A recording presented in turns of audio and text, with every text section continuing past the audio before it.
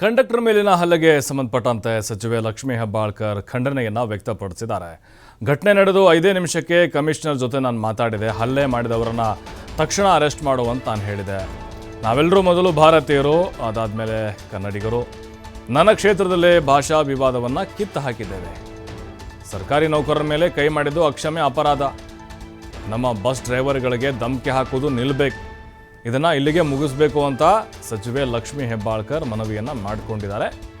Commissioner ಜೊತೆಗೆ ಈ ಘಟನೆಗೆ ಸಂಬಂಧಪಟ್ಟಂತೆ ನಾನು ಮಾತಾಡಿದೆ. ಘಟನೆ ಆದಮೇಲೆ 5 ನಿಮಿಷದಲ್ಲೇ ನನ್ನ ಕ್ಷೇತ್ರದಲ್ಲಿ ಈ ರೀತಿ ಭಾಷಾ ವಿವಾದ ಇಲ್ಲ, ಅದನ್ನೆಲ್ಲ ಕಿತ್ತು ಹಾಕಿದ್ದೇವೆ ನಾವು. ಏನು ಕಂಡಕ್ಟರ್ ಮೇಲೆ ಹಲ್ಲೆ ಮಾಡಿದ್ದು ಅಕ್ಷಮ್ಯ ಅಪರಾಧ.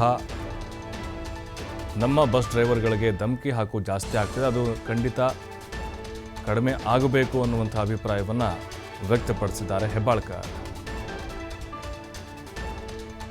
ಮಾಡಿ ಅಂತಾನೆ ನಾನು ಡೈರೆಕ್ಷನ್ ಅವತ್ತನೇ ಕೊಟ್ಟಿದ್ದೀನಿ. ಅದರ ಜೊತೆಯಲ್ಲಿ ಇವತ್ತು ಎಲ್ಲರೂ ನಾವು ಸ್ವರಾಜ್ಯದ ಬಗ್ಗೆ ಮಾತನಾಡ್ತೀವಿ. ನಾವೆಲ್ಲರೂ ಮೊದಲು ಭಾರತೀಯರು. ಪುಂಡರು ಬಂದು ಈ ಒಂದು ಭಾಷಾ ವಿವಾದವನ್ನ ಎಳೆದುಕೊಂಡು ರಾಜಕಾರಣದ ಬೇಳೆನ ಬೇಯಿಸ್ಕೊಳ್ಬೇಕು ಅನ್ನುವಂತ ಇದರಲ್ಲಿ ಈ ರೀತಿ ಹೋಗ್ತಾ ಇದಾರಲ್ಲ, ಅದನ್ನ ನಾನು ಖಂಡಿಸ್ತೀನಿ. ಭಾಷಾ ವಿವಾದ ಅನ್ನೋದನ್ನ ಬೇರೆ ಸಮೇತ ನಾವು ಕಿತ್ತಾಕಿದೀವಿ. ಇವತ್ತು ಸರ್ಕಾರಿ ನೌಕರಸ್ಥರು, ಅದರಲ್ಲೂ ಕೂಡ ಯಾರವರು, ಅವರು ಟ್ರಾನ್ಸ್ಪೋರ್ಟೇಷನ್ದವ್ರು ಇರ್ಬೋದು, ಪೊಲೀಸ್ ಇಲಾಖೆಯವರು ಇರ್ಬೋದು, ಅಥವಾ ನಮ್ಮ ಹೆಲ್ತ್ ಇಲಾಖೆಯವರು ಇರ್ಬೋದು. ಇದು ಯಾರು ಕಿಡಿಗೇಡಿಗಳಿದ್ದಾರೆ, ಯಾರು ಈ ಘಟನೆಯಲ್ಲಿ ಯಾರು ತಪ್ಪಿತಸ್ಥರಿದ್ದಾರೆ, ಅವ್ರ ಮೇಲೆ ಶಿಕ್ಷೆ ಆಗೋ ರೀತಿ ನಾವೆಲ್ಲರೂ ಕೂಡ ನೋಡ್ಕೊಳ್ಬೇಕು. ಆ ರಾಜ್ಯದ ಜನ ಬಂದು ನಮ್ಮ ಬಸ್ಗಳ ಕಂಡಕ್ಟರ್ಗಳನ್ನ, ಡ್ರೈವರ್ಗಳನ್ನ ಧಮಕಿ ಕೊಡೋದನ್ನೆಲ್ಲ ನೋಡಿದ್ದೀನಿ. ಇದೆಲ್ಲ ನಿಲ್ಲಬೇಕು.